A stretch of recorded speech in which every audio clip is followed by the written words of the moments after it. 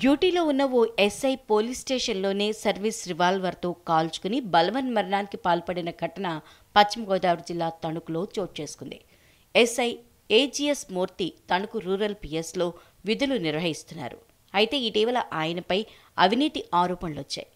గేదెల అపహరణ కేసులో ఎస్ఐ మూర్తిపై పలు ఆరోపణలు రావడంతో ఆయనను ఉన్నతాధికారులు సస్పెండ్ చేశారు. ప్రస్తుతం ఆయన వీఆర్లో ఉన్నారు. ఈ క్రమంలో తనపై వచ్చిన ఆరోపణల కారణంగా తీవ్ర మనస్తాపానికి గురైన ఎస్ఐ మూర్తి స్టేషన్కొచ్చారు. పెనుగొండలో సీఎం పర్యటన బందోబస్తుకు వెళ్లే క్రమంలో స్టేషన్కొచ్చిన ఆయన కొంతసేపు కూర్చుని ఆ తర్వాత బాత్రూంలోకి వెళ్లి తన సర్వీస్ తుపాకీతో కాల్చుకుని చనిపోయారు.